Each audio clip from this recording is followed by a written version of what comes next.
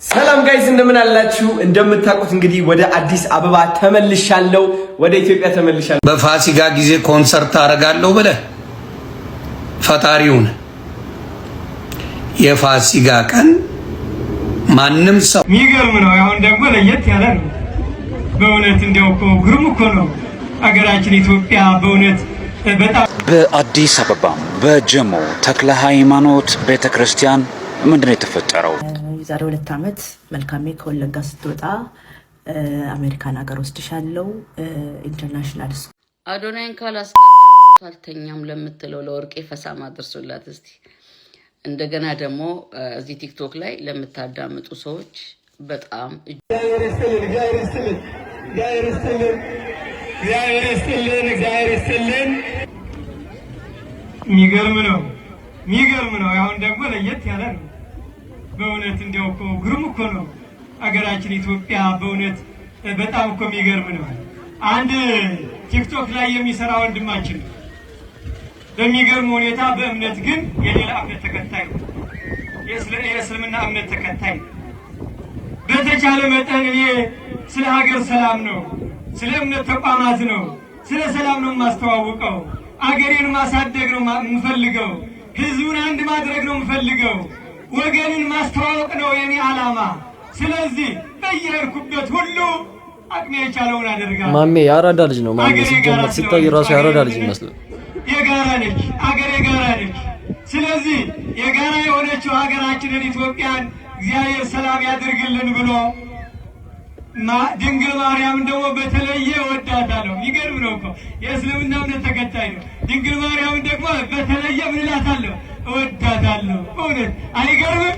ኧረ ሌሎሩ ድንግል ማርያም ተጠብቀ ይበሉት እስቲ ኮሜንት ላይ ሁላችሁም ድንግል ማርያም ተጠብቀ እያላችሁ ጻፉ። እና ከዛ በላይ የሚገርም ነው እኮ እንግዲህ ድንግል ማርያምን እጅግ እወዳታለሁ። ስለዚህ በድንግል ማርያም ስም 3000 ብር ሰጥቻለሁ አለ። አመስግኑ። እስቲ ኮሜንት ላይ አመስግኑት እስቲ ማሜ ያራዳ ልጅ አመስግኑት ኮሜንት ላይ እስቲ ሁላችሁ። ሰላም ጤና ይስጥልኝ። እንዴት ናችሁ ውዶችዬ ማሮችዬ? ደህና ናችሁ ወይ? መልካሜ ተመልሳ ወደ ቤተሰቦቿ ተመለሰች።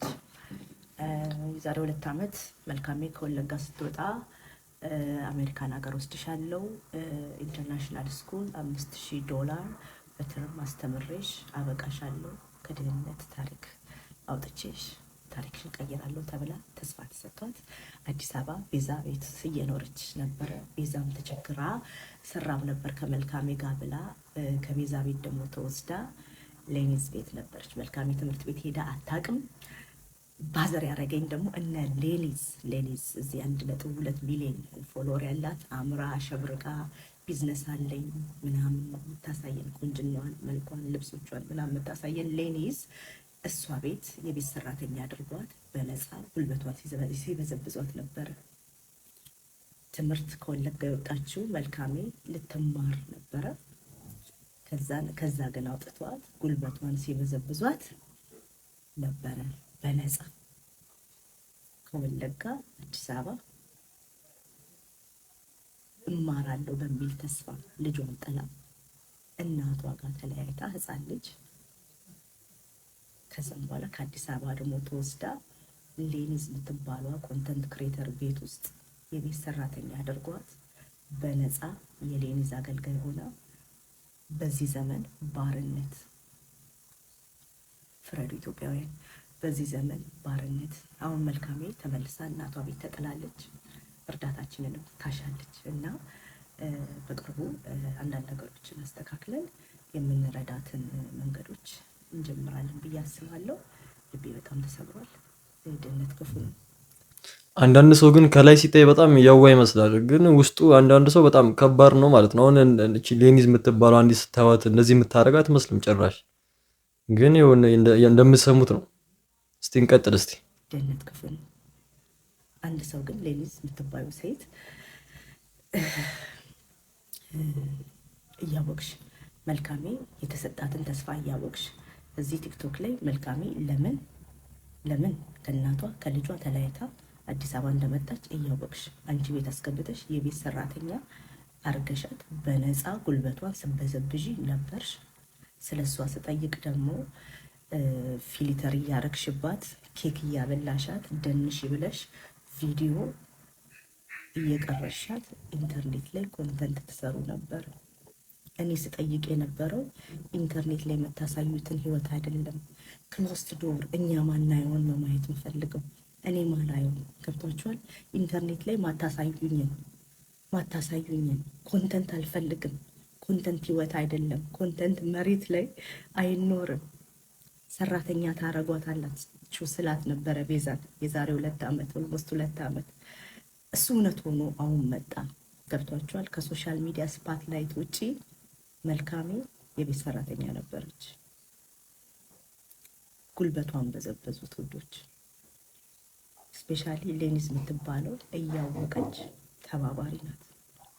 እያወቀች 1.2 ሚሊዮን ፎሎወር ያላት ሌኒዝ እያወቀች አንዲት ኢትዮጵያዊትን ሴት በነፃ ጉልበቷን በዝብዛለች። እስከ ዛሬ የሰራችበትንማ መክፈል አለባቸው። ሰብስበውን ካልከፈሉ በህግ መጠየቅ አለባቸው። ሌኒዝ ግን ስትታይ እንደዚህ አይነት ሰው አትመስልም የነበረው። ጌታ ሆይ የፋሲካ ፕሮግራም እየቀረጽ ነው በለኝ እና ምን ያርጉ? ኑሮ ከብዷል እንደምታዩት ነው።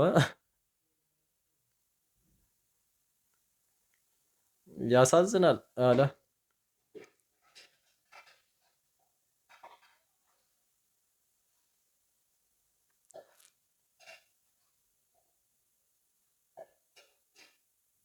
የኑሮ ውድነቱ እኮ ነው። ምን ያርጉ ታዲያ?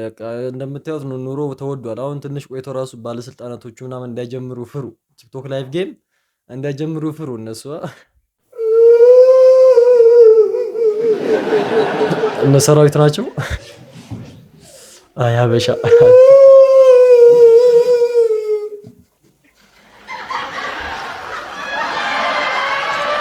ሀበሻ እኮ በቃ አይጥመደ፣ አንዴ ከጠመደ አይፈታም።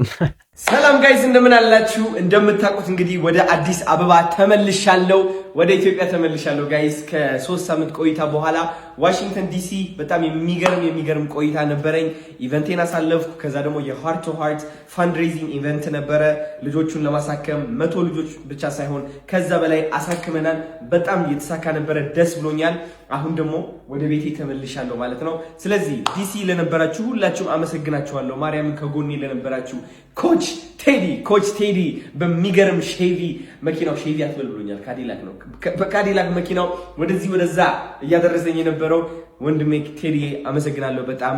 ሃኒዬ አመሰግንሻለሁ። የሃኒዬ ባል ሳሚ አመሰግናለሁ። ከዛ ደግሞ ቲጂ አመሰግንሻለሁ። አቶ ብርሃኑ አመሰግናለሁ። ሸዋዬ አመሰግናለሁ። ብሩኬ አመሰግናለሁ። ሁላችሁም ካጠገቤ ለነበራችሁ ፎቶሚ አመሰግናችኋለሁ። የረሳሁት ማን አለ? እዮባ አመሰግናለሁ። ካሜራማን የነበረው ዲሲ ማለት ነው። በጣም ብዙ ሰዎች አላችሁ ካጠገቤ የነበራችሁ። ያሬዶ እናንተማ ድርድር የላችሁ። ያሬድ ዲኤምቪ፣ ከዛ ደግሞ ብላኪ ቸርነት ብላክ ስታር ማለትም ታውቁታላችሁ። ሁሉም አብረው ሆኖ እያገዙኝ ነበረ። አመሰግናችኋለሁ፣ እወዳችኋለሁ። አሁን አዲስ አበባ መጥቻለሁ። ትልቅ ታሪክ መስራት አለብን። ትልቅ ተአምር መፍጠር አለብን። ቲክቶክ ትንሽ ቀዝቀዝ ብሏል መሰለኝ። ኢትዮጵያ ቀውጤ እናድርገው እስኪ እንጀምር። ሁሌም ስራችን ላይ ነን። ዲሲፕሊን አለ፣ በራስ መተማመን አለ። እውን የማናደርገው ነገር የለም። ሰው አንጉዳ ብቻ፣ አናጭበርብር፣ አንዋሽ ብቻ። እግዚአብሔር ከኛ ጋር ነው። እግዚአብሔር በሁሉም ቦታ ላይ እናስቀድሞ። ስኬት በስኬት የታባቱ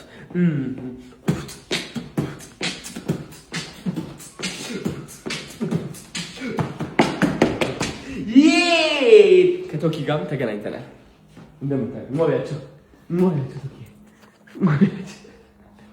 በአዲስ አበባ በጀሞ ተክለ ሃይማኖት ቤተክርስቲያን ምንድነው የተፈጠረው?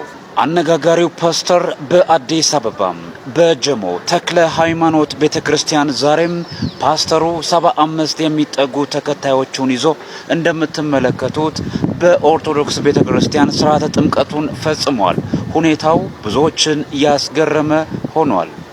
ይሄ በጣም የሚያስገርም እንትን ነው። በጣም ጎበዝ ነው። በፋሲካ ጊዜ ኮንሰርት አደርጋለሁ ብለህ ፈጣሪውን የፋሲካ ቀን ማንም ሰው ማንኛውም አርቲስት ማንኛውም ኦርቶዶክስ የሆነ አርቲስት አይመለከተኝም። ፕሮቴስታንት የሆነ አርቲስት ማዘጋጀት ይችላል። ጴንጤ የሆነ ዘፋኝ መስፈን ይችላል። የኦርቶዶክስ ነኝ የምትል አርቲስት ግን የፋሲካ ቀን ምንም አይነት ኮንሰርት እንደማይኖር መናገር ፈልጋለሁ። አይቻልም። ተግባብተናል። ህዝቡም አይቀበላችሁ።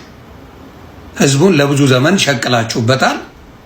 የፋሲካ ቀን ጾመው ወንድምና እህቶቻችን በፍጹም በፋሲካ ቀን የጭፈራ ቀን አይደለም። ኦርቶዶክስ አትቀበለውም። የኦርቶዶክስ ጠላቶች እንደሆን ተመዘገብና አርት የሚባል ነገር ይናፍቃል።